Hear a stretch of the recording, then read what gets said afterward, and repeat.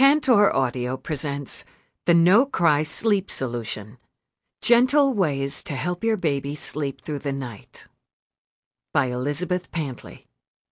Narrated by Susan Ericksen. This book is designed to provide parents and caregivers with a variety of ideas and suggestions. It is sold with the understanding that the publisher and the author are not rendering psychological, medical, or professional services. The author is not a doctor or psychologist, and the information in this book is the author's opinion unless otherwise stated. This material is presented without any warranty or guarantee of any kind, express or implied, including but not limited to the implied warranties of merchantability or fitness for a particular purpose. It is not possible to cover every eventuality in any answer, and the listener should always consult a professional for individual needs. Listeners should bring their baby to a doctor for regular well baby checkups and talk to a medical professional about sudden infant death syndrome and learn how to reduce their particular baby's risk. The U.S. Consumer Product Safety Commission does not recommend co-sleeping with an infant. Nevertheless, many parents do share sleep with their baby. The safety list and references to co-sleeping in this book are not intended to be construed as permission to use this parenting practice, but are provided as information for those parents who have researched this issue and have made a choice to co-sleep with their baby. This book is not a substitute for competent professional health care or professional counseling. Forward. Sleep, or more accurately, the lack of sleep, is one of the most challenging aspects of parenting during the first year or two of a baby's life. The biggest hurdle is getting the baby to sleep through the night. Parents who are sensitive to their baby's needs are reluctant to try any technique that requires that they let their baby cry, so they often struggle through a fog of sleeplessness. This nighttime martyr parenting often leads to frustration and resentment, resulting in unnecessary feelings of guilt and obscuring a family's joy over the new arrival. At a time when new parents should be enjoying the process of getting to know their baby, this lack of sleep leaves parents doubting themselves. I've always thought it would be wonderful to have a menu of ideas that parents could try until they hit upon a magic antidote to help their baby sleep all night. Elizabeth Pantley has created just such a menu in the No-Cry Sleep Solution. The beauty of this book is that parents can create their very own sleep plan based on their baby's makeup as well as their own. Parents can choose from a variety of sensible, sensitive solutions that respect both baby and parent, striking a balance between a baby's nighttime requirements and the parent's very real need for a full night's sleep. The ideas are firmly rooted in the concept that the early years are the time to help your child develop a healthy sleep attitude, one that regards sleep as a pleasant, peaceful, necessary state that's not to be feared. You've most likely picked up this book because your baby is keeping you up all night. Your lack of sleep has probably affected your ability to function fully throughout the day. Elizabeth Pantley, an experienced mother of 4, clearly understands where you sit today, having sat there herself on occasion. She's created a book that is clear, easy to read, and uncomplicated. The steps are set up so that even the most sleep-deprived can understand and apply the solutions. At long last, I've found a book that I can hand to weary parents with the confidence that they can learn to help their baby sleep through the night without the baby crying it out. William Sears, M.D. A note from author Elizabeth Pantley. Dr. Sears is my parenting hero. His books came to my aid when I was a nervous and inexperienced new mother 14 years ago. His wisdom and knowledge helped me learn what it really means to be a parent. and his gentle insight showed me how to do the job in the most loving and successful way. I am deeply honored that he finds my books so helpful to parents that he is willing to write the foreword for each one. My perception is that most parents know Dr. Sears, and those who don't should. Dr. Sears is one of America's most acclaimed and respected pediatricians, an associate clinical professor of pediatrics at the University of California School of Medicine. He is the pediatric and parenting expert for parenting.com, as well as his own website, AskDrSears.com. He and his wife, Martha Sears, RN, are the parents of 8 children and the grandparents of 4. They appear frequently on national television, are extensively quoted in the media, and are the authors or collaborators of 30 parenting books, all of which I enthusiastically recommend. A partial list of Dr. Sears's work includes The Attachment Parenting Book, The Baby Book, The Successful Child, The Discipline Book, and Nighttime Parenting. Introduction. Do any of these describe your baby? It takes forever to get my baby to fall asleep. My baby will only fall asleep if I do one or more of the following: breastfeed, bottle feed, give a pacifier, rock, carry, swing, or take a ride in the car. My baby wakes up frequently throughout the night.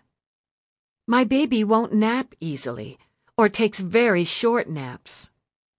Does this describe you? I desperately want my baby to sleep better. I can't let my baby cry it out. If so, this book is written for you. It will explain the exact steps you need to take to gently help your baby sleep through the night. So, prop your eyelids open, grab a cup of coffee, and let me explain how you can help your baby sleep so that you can get some sleep too. How do I know so much about children and sleep? I am the proud and lucky mother of 4 children who shine the light on my life, whether they're asleep or awake. There's firstborn Angela, now 14, and leading me into the, so far, delightful experience of mothering a teenager.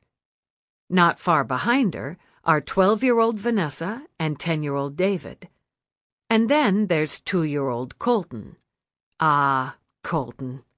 Our little surprise treasure, who reminded me of all the wonderful things I love about babies, and who also reminded me that with babies come sleepless nights. With 2 of my children, I would not have needed this book. David followed such a textbook pattern of sleep that I barely remember that time in our lives.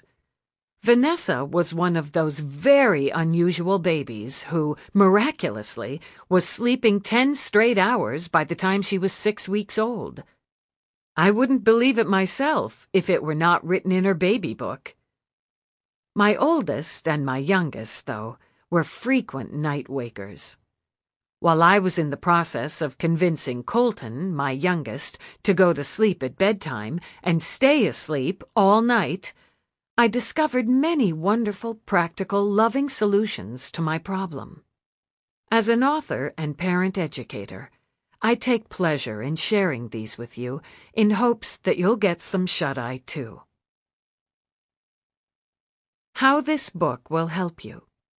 Through months of research, personal experience, and work with test case families, I have assembled and organized a wide variety of gentle ideas into what I call the no-cry sleep solution. It's a 10-step plan to help your baby sleep through the night. It's not a rigid, unpleasant process. It does not involve letting your baby cry, not even for a minute. Rather, it consists of a customized plan that you create for your own family based on the ideas and research I present here, all within a simple and easy-to-follow framework. It's a method that is as gentle and loving as it is effective. First, let me tell you why I became passionate about writing this book. 14 years ago, when Angela was a baby, I faced your dilemma. She did not sleep through the night. On the contrary, she woke up every 2 hours for my attention. As a new and inexperienced parent, I searched for solutions in books, articles, and conversations with other parents. I soon discovered 2 basic schools of thought when it comes to babies and sleep. One side advocates letting a baby cry until she learns to fall asleep on her own. The other side says that it is normal for babies to wake up at night, and that it is a parent's job to nurture the baby all day and all night. Eventually, when your baby is ready, she will sleep through the night. In a nutshell, the 2 methods can be summed up as cry it out or live with it. I wanted neither. I knew there had to be a kinder way, a road somewhere between nighttime neglect and daytime exhaustion that would be nurturing for my baby and for me. Those many years ago, after all of my research about babies and their fragile needs, I felt guilty and selfish when I began to wish for an uninterrupted night's sleep. It was nearly impossible to reconcile my own instincts regarding Angela's nighttime needs with the fatigue that hampered my daytime parenting. Time passed, and eventually my daughter did sleep through the night, but not until after her 2nd birthday. Cry it out. Cry it out advocates make it sound so easy. A few nights of crying, and your baby will be sleeping all night, every night. If only it were so simple. My research has shown that very few parents experience this effortless success. Many deal with weeks of crying for hours each night, for baby and parent in many instances. Some babies cry so violently that they vomit. Some parents find that the nighttime crying affects their baby's daytime personality, making him clingy and fussy. Many find that any setback, teething, sickness, missing a nap, going on vacation, sends them back to the previous night-waking problems, and they must let the child cry it out over and over again. Many, if not all, parents who resort to letting their baby cry it out do so because they believe that it is the only way they will get their baby to sleep through the night. My personal experience with cry it out. At one point during Angela's period of sleeplessness, I did cave in to all the pressure from friends, family, and even my pediatrician, who recommended that a few nights of crying would solve our problem. If you're reading this book, you know this pressure too. So one dreadful night, I let her cry it out. Oh, I checked on her often enough, each time increasing the length of time before I returned to her side. But each return visit struck me with my precious baby holding out her arms, desperately and helplessly crying, "Mama!" with a look of terror and confusion on her tiny face, and sobbing. After 2 hours of this torment, I was crying too. I picked up my cherished baby and held her tightly in my arms. She was too distraught to nurse, too distressed to sleep. I held her and kissed her downy head as her body shook and hiccuped in the aftermath of her sobbing. I thought, this approach is responding to a child's needs? This is teaching her that her world is worthy of her faith and trust? This is nurturing? I decided then and there, they are all wrong. Horribly, intolerably, painfully wrong. I was convinced that this was a simplistic and harsh way to treat another human being, let alone the precious little love of my life. To allow a baby to suffer through pain and fear until she resigns herself to sleep is heartless and, for me, unthinkable. I promised my baby that I would never again follow the path that others prescribed for us.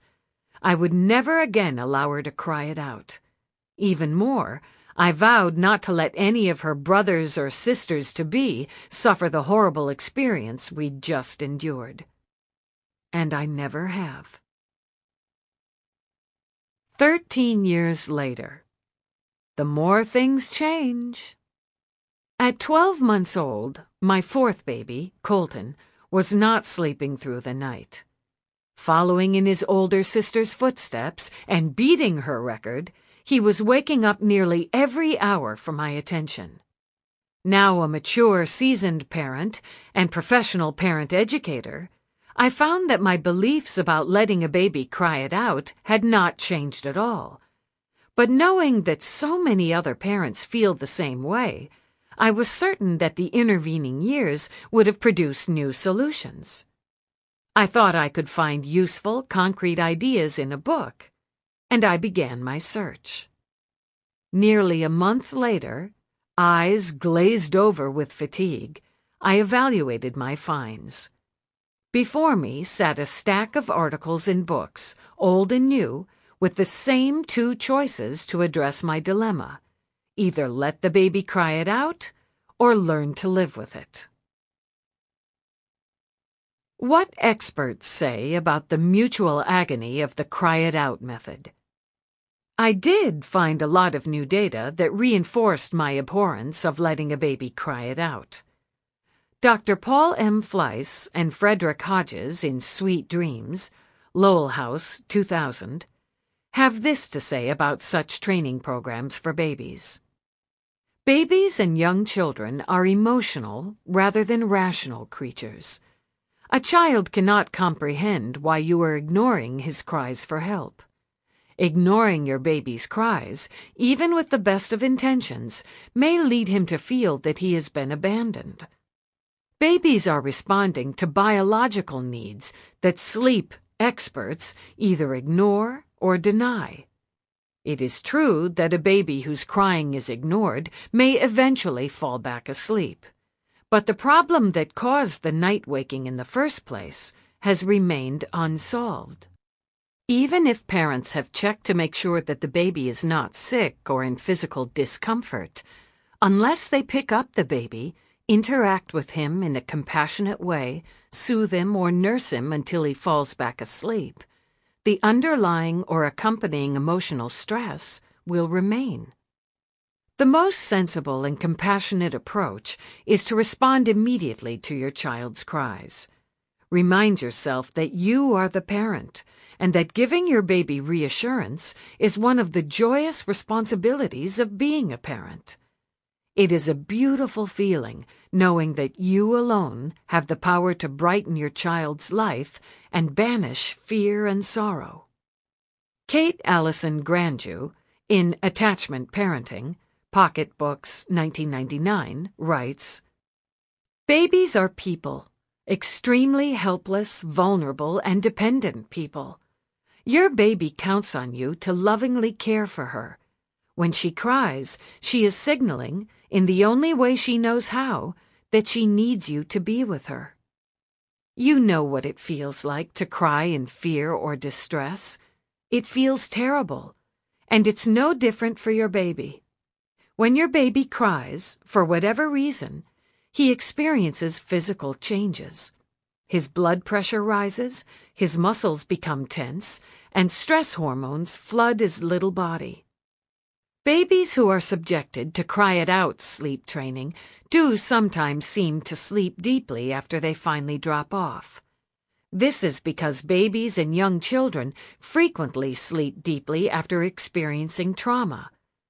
This deep sleep shouldn't be viewed as proof of the efficacy of the cry-it-out method, but rather evidence of one of its many disturbing shortcomings.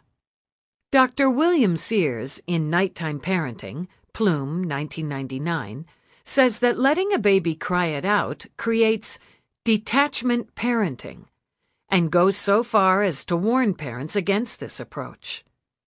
Parents, let me caution you. Difficult problems in child-rearing do not have easy answers. Children are too vulnerable, and their needs too important to be made victims of cheap, shallow advice. What other parents have to say about the cry-it-out approach? As I spoke with parents about this new book, many came forward to share their personal experiences with letting their babies cry it out. When I tried letting Christopher cry it out, he cried for 2 or 3 hours every night for 11 nights in a row. He became fearful and fussy all day long. Since we gave up that awful idea, we've all been sleeping better. Amy, mother of 10-month-old Christoph. We tried letting Emily cry herself to sleep when she was 9 months old. It worked for a few days, and I got really excited.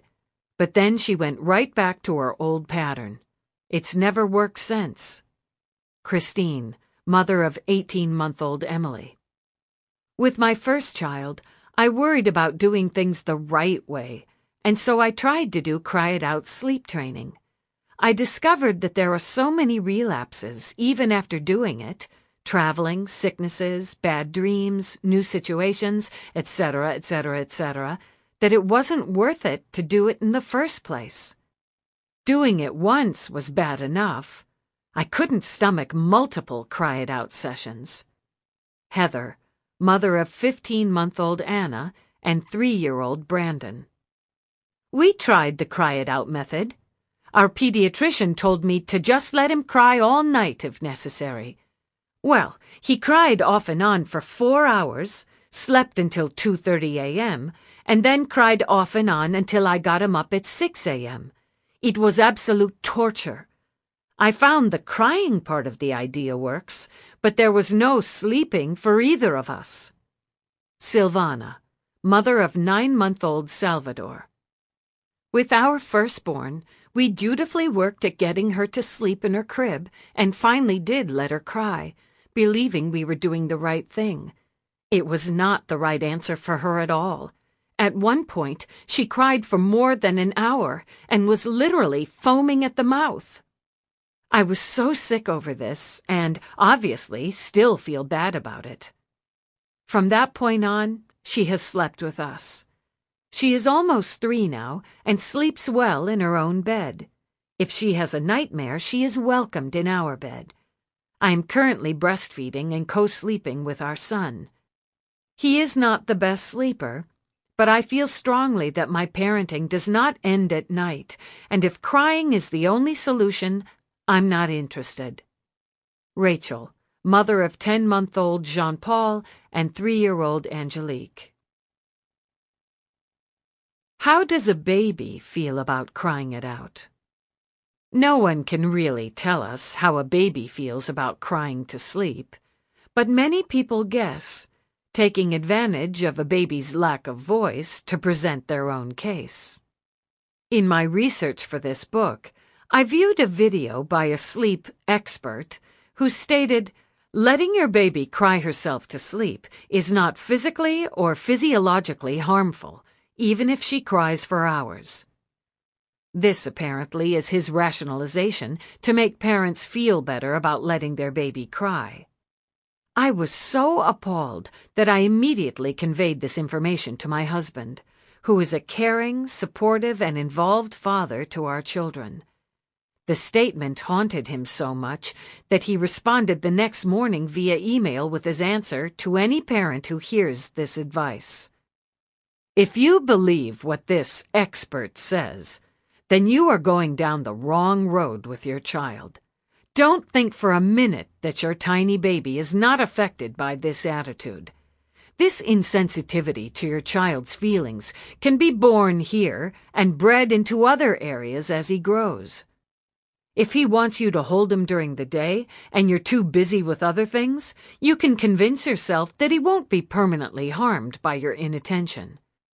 As he gets older, when he wants to play ball with you but you're otherwise occupied, you can rationalize that he's better off playing with his friends. If he wants you to attend a school function and you are too tired, you can argue that your presence really isn't necessary. You are setting up a pattern in babyhood that will follow for the rest of your life in your relationship with your child.